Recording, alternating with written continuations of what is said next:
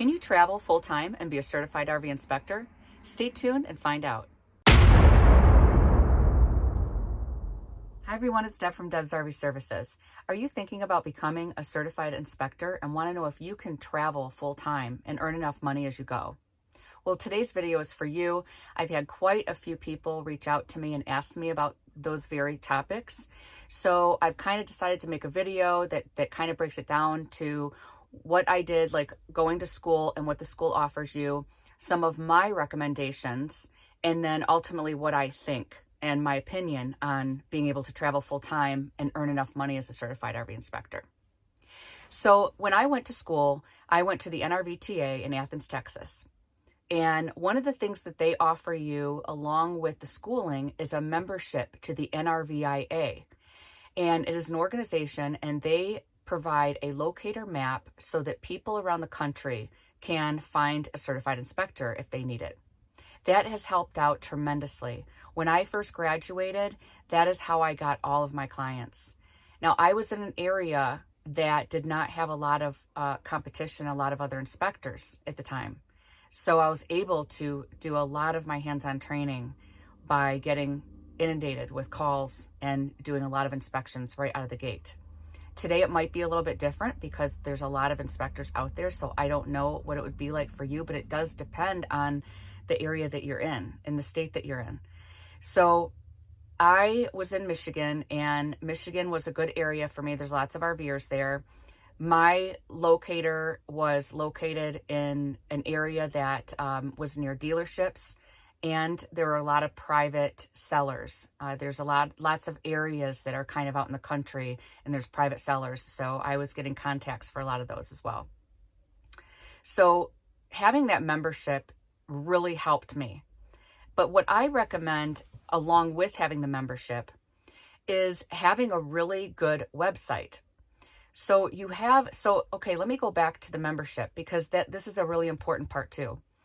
You are given the opportunity to provide a picture and provide a description about your business, and you can put as much as you want in there. And then you can also provide a link to your website. Well, I've gone on to see what other inspectors are doing and noticed that some people didn't even have a picture. And it's really not good business practice because people want to see what you look like.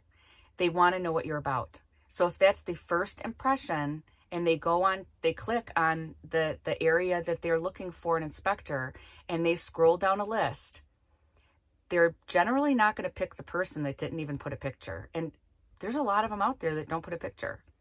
And I really don't understand that. So the first impression, they're probably not going to click on you if you don't have a picture. The second impression is, do you have an area for them to go to seek more information? So a website is extremely important. I spent a lot of time building my website. I had some help. If you are a person that can tackle it on your own, then go for it. I went with Wix, and I had somebody help me the initial phase of building out the website. But now I know how to go in and modify it, and it's important to modify and update your website. So it's really nice to have an area where people can go. Sometimes they don't want to call you right away. They want to look and see what you're about first. So having that website really helped.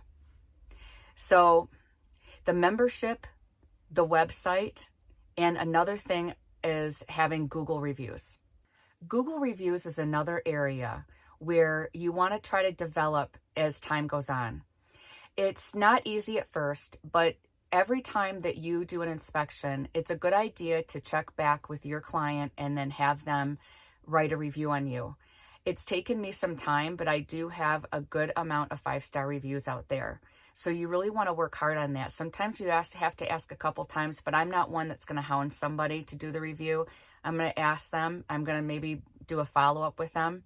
But trying to get those reviews is really important, but it's not easy. So having the membership to the NRVIA is going to help you. Having the Google reviews is really going to help you. And then building up your profile and your website and everything, that's really going to help you. So those are the things. But ultimately, what you're wanting to know is, can I travel full time in my RV? And sustain enough income? And the answer to that is it depends. Me personally, I don't find that I earn enough income as a full-time traveling RV certified inspector. I would have to stay in one location. I find that when I stay in one location, I get a lot of calls for inspections. As soon as I leave and I start traveling, it just doesn't seem to work. I don't think I'm there long enough to establish, my time to get the calls coming in. It also depends on the area that you're in, because if you are near dealerships in a city, that's going to be helpful. But if you're way out there, you're boondocking in the mountains, there's nothing around, you're not going to get called. There's just not enough people. So I travel from Michigan to Arizona. At least that's what I've been doing. And I'm there for the season in Michigan, and then I'm there all winter in Arizona. And as I stay established in Arizona, I have the calls coming in and I start getting work. It comes in waves. It depends on the time of year. There's a lot of factors. But there are people that are full-time certified RV inspectors that live in areas that are close to dealerships, that they have climate all year long, where they have RVers and they're busy. They're completely jammed. So it can happen. It just depends. The other thing is you might want to supplement your income. I do that as well. So I have an interesting background. I'm a licensed physical therapy assistant, so I could get my license in other states and practice that. I went to advanced courses in tech. I didn't get my certification yet in that, but I plan to.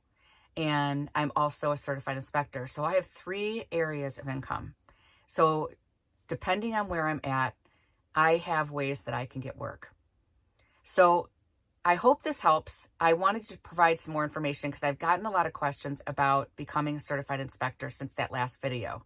And I'm hoping that this can help answer some of those questions. If you have any other questions, please feel free to comment below, private message me, and I will see you in the next video. And don't forget to subscribe, please. Thank you.